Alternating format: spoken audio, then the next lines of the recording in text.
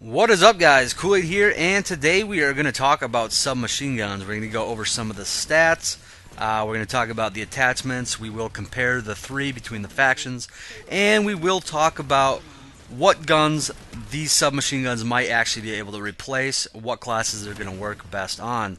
So first off, let's get into the stats. We'll start with the gun you're watching me use now, which is the AF-4 Cyclone. This is the NC's submachine gun, and it is going to be the hardest hitting, slowest firing. We're going to do 167 damage per shot with this gun. That is going to make it a 6-shot kill in close range, and it is going to fire at 652 rounds per minute.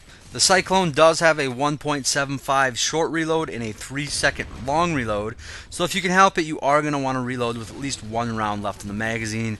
It's really going to help cut a lot of time off your reload speed. Now, the Cyclone also has a straight vertical recoil of 0.22 and a first shot multiplier of 2.25.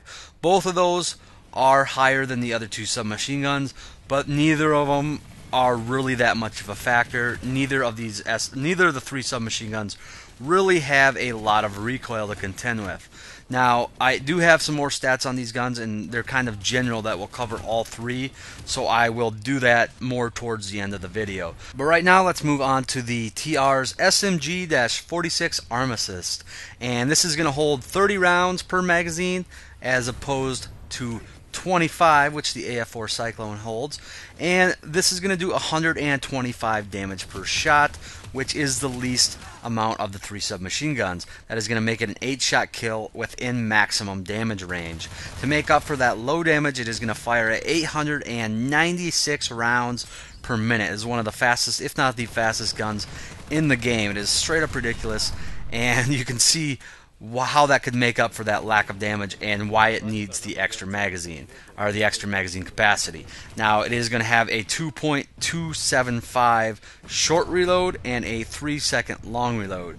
Again, you're probably going to want to try and reload with a round left in the magazine, but for this weapon, it's not really going to make as much of a difference. Now, it does have a straight vertical recoil of 0.15, so it is very, very minimal, the smallest of the three submachine guns, and it's going to have a first shot multiplier of 2, which is a little less than the Cyclone, and it's going to be the same as the Iridani. So the TR's submachine gun is pretty much a bullet hose, low damage bullet hose. I had a lot of fun using it. So moving on to the Vanu's Iridani SX5, these are going to hold 25 rounds per magazine. They are going to do 143 damage per shot, making them a 7-shot kill in maximum damage range, and they are going to fire at 750 rounds per minute. So these are kind of a medium between the Arm Assist and the Cyclone. They are going to have a 1.75 short reload and a 2.85 second long reload. So again, with this gun, like the Cyclone, you are going to want to try and reload with rounds left in the magazine. It's going to significantly cut down on the reload process. Now, this gun does have a up and to the right recoil of 0.2, so this is the only submachine gun that doesn't have just a straight vertical recoil. However, it's not hard to control at all. None of these guns are. And again, this has a 2 times multiplier for first shot recoil, so same as the Arm Assist and a little bit less than the Cyclone. Now that we have those base stats out for each gun, there are a few more stats that I want to talk about, and these are going to be all similar for all three submachine guns, but these are going to be what kind of differentiates the submachine guns from the weapons we had previously to this patch. So the first one I want to talk about is the cone of fire while firing from the hip while standing and moving. Previously to this patch, the best two hip-fire weapons we had were the VX6-7 and the LC3 Jaguar, and those did a 1.25 standing still hipfire with a 1.75 while moving. All three of the new submachine guns are better than those two. All three of them are going to have a 1 for a standing still and a 1.5 while moving. That's with no attachments involved. So the hip fire on these without the laser even is incredible. The next stat I want to talk about also endorses the use of hip fire on these weapons, and that is the cone of fire bloom while aiming down sights and hip firing. On all rifles, LMGs, and carbines in Planetside 2, the ADS bloom is half of what the hip fire bloom is. Now, I don't have a proper definition of cone of fire bloom for you guys. I know it means one of two things. It's either your bullet spread within your cone of fire, or when you have sustained fire, your cone of fire actually grows. So either way, you want a smaller number here. And like I said, for all the rifles, LMGs, and carbines, the hip fire cone of fire bloom is way worse than the ADS. Now, with all the new submachine guns, they are identical. The hip fire and ADS are the same, and they are both very tiny. To give you an example here, the VX6-7 that we talked about, which has really good hip fire, this has an ADS bloom of 0.05 and a hip fire bloom of 0.1. The new submachine guns, well, the Armistice and the SX5 have an ADS of 0.05 and a hip fire of 0.05. The Cyclone is a little bit worse at 0.06 for ADS and hip fire, but very, very, very low. I mean, you compare that to the VX6-7, which was previously one of the best hip fire guns in the game, and this has half the bloom as those. So, that just shows that these guns are really, really meant to be hip fired. Actually, I shouldn't say meant to be. I should just say they're really good at it. You're always going to want an ADS, according to the situation.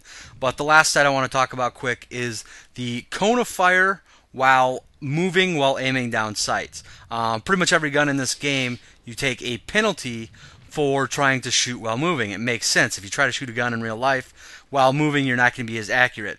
The submachine guns, however, have the exact same ADS cone of fire, whether you're standing still, moving, or crouching, as long as you're not jumping. If you jump, that really opens up the cone of fire. That makes sense as well. Now, the standing still cone of fire on the submachine guns isn't that good. It's worse than most, fully automatic guns. However, at the ranges you're using these, the cone of fire isn't quite as important. But just know that if you're moving, you're not going to take a accuracy penalty. So that's nice to know, and it further goes into the fact that these are meant to be used more on the run and, kind of that run and gun, close quarters play style. Alright, so next let's talk about attachments, and the submachine guns have a lot of good attachment options. In fact, I could pretty much throw everything on mine that I wanted, with one small exception, which I'll talk about. But first off, we'll just go right down the line. We have ammo, and we have one option here, soft point ammunition. Do you want it or don't you want it? I am a firm believer in soft point ammunition for any gun that you think you are going to be using in closer ranges. I really don't see no reason not to use it. All it's going to do is extend your maximum damage range, which is good. It's going to decrease your minimum damage range, but you shouldn't be using these guns out to that range anyway, so I don't really see a big reason not to use it. I've used it on all my submachine guns so far, except for the TR1. I didn't have enough certs to buy it, and I always use it on my GD7F. I just love it. So I do recommend that.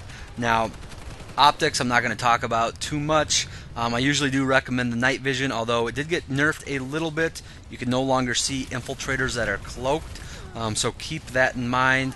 But I'm not going to talk about optics anymore because it's so much personal preference. Next thing, we have the barrel attachment, and to me there's only really one option here. I don't recommend the compensator because these guns have so little recoil. I don't think you're really going to see much of a benefit, and you don't really want to show up more on the minimap than you already have to. Flash suppressor I think is fairly worthless. Not having your flash scene is okay, I guess, but it's not that big of a deal, and it's going to make your sustained fire accuracy worse. So not a very good trade-off in my opinion. Now, the suppressor is a good option, and that for somebody like an infiltrator especially, that is what I've been using now since I have everything unlocked that I want. I have been using it. The one thing to keep in mind is that combined with soft point ammunition, you are going to have two things that reduce your bullet velocity. Now, I thought this might be a problem before I actually tried it, but if you're staying in that close quarters where you should be, it's not really an issue. I haven't really had any problems. In fact, I haven't really noticed it all that much. I might have to play around with it a little more to be 100% sure, but right now that's probably what I would recommend. Now for the last slot, we have three options again: the flashlight, the laser, and the extended mags. I think we can all agree that the flashlight, or most of us can agree that the flashlight is not going on our guns. And I thought between the laser and extended mags I was going to have a hard decision, but it's really not. If you take into account to how good the hipfire already is on these guns, and how two of them only start with 25 rounds, the TR starts with 30, but it's a complete bullet hose, how much of a difference 10 extra rounds can make. I just think it's actually a really easy decision. I would definitely go with the extended mags. So now that we've gone over the stats and talked about the attachments, the question is, do you actually want to buy this gun?